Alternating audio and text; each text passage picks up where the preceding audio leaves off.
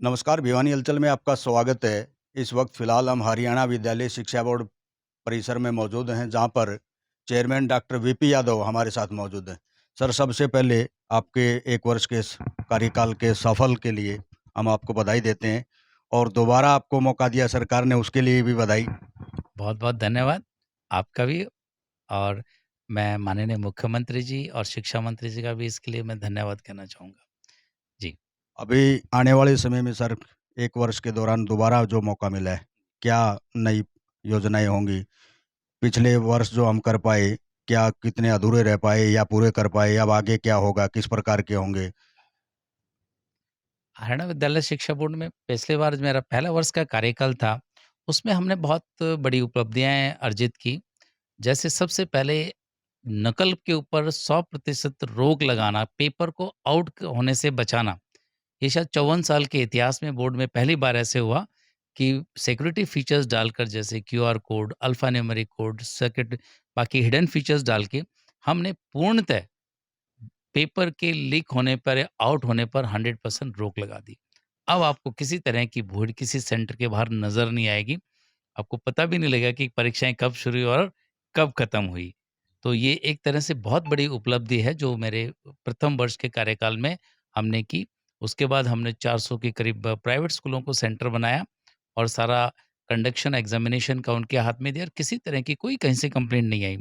Board के 54 साल के इतिहास में भी ऐसे बार हुआ कि डिस्ट्रिक्ट लेवल पे जैसे स्पेशल फ्लाइंग्स होती थी, chairman special flying, secretary special flying, DC flying, SDM flying, deputy secretaries flying, joint secretaries flying, किसी तरह की एक भी फ्लाइंग नहीं थी और उसके बाद भी किसी तरह की कोई अनियमितता एग्ज़ामिनेशन में कंप्लेंट हमारे पास नहीं आई। तो बहुत-बहुत बड़ी उपलब्धियाँ हमने अर्जित की जो पहले साल में ही हैं।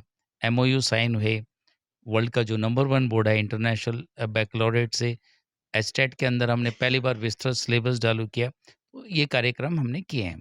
जी। आने वाले समय में अब 1 साल में क्या फ्यूचर का क्या रहेगा सर?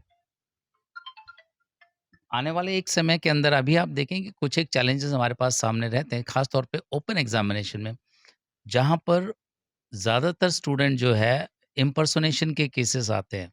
यानी स्टूडेंट कोई है और बैठ उसकी जगह कोई रहा है।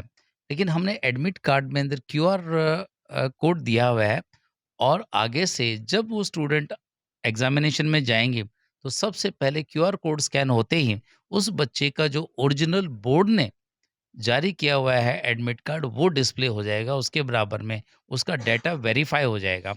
तो इसके लिए हम जितने भी इन्विजिलेटर्स हैं उनको जो है मोबाइल अलाउ करेंगे और कैंडिडेट्स को 45 से 1 घंटे पहले आना होगा और एक-एक कैंडिडेट को वेरीफ़ाई करके फिर एग्ज़ामिनेशन के लिए बैठने दिया जाएगा। यानी कि परीक्षाओं में मुन्ना भाई को दबोचने का ये कदम कह सकते हैं सर। बिल्कुल 100% और मैं कहूँगा कि ये 100% कारगर रहेगा क्योंकि यहाँ के भी टेक्नोलॉजी का इंटरवेंशन है और टेक्नोलॉजी को कोई मात दे नहीं सकता। इसके अलावा और क्या कदम रहेगा सर? 1 वर्ष का लंबा समय रहता है। जी। देखिए, उसके अंदर बोर्ड के अंदर मैक्सिमम टेक्नोलॉजिकल इंटरवेंशंस लाना। अब देखिए इसी साल, इस कार्यकाल में अब हम डिजिटल इवैल्यूएशन की बात कर रहे हैं और परीक्षाएँ जो चल रही हैं, इन सभी परीक्षाओं का जो इवैल्यूएशन है वो डिजिटल फॉर्म में होगा।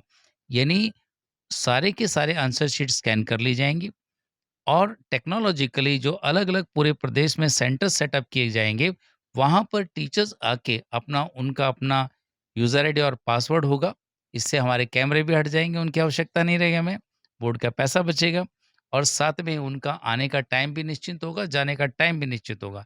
साथ में ही एक-एक आंसर शीट की कॉपी सामने आएँगी। जब वो मार्किंग करेंगे तो मार्क्स की टोटलिंग ऑटोमैटिक होगी। जितने मार्क्स निर्धारित हैं स्टेप वाइज़ उसी तरह से दे पाएँगे।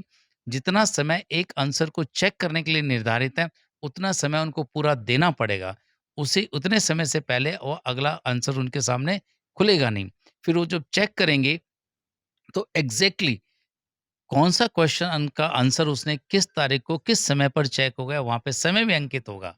और साथ में एक-एक पेज अगर कोई पेज उन्होंने अनचेक छोड़ दिया है, तो सिस्टम कंप्यूटर सिस्टम उनको बताएगा, ये अनचेक छोड़ दिया है, इसको चेक करिएगा।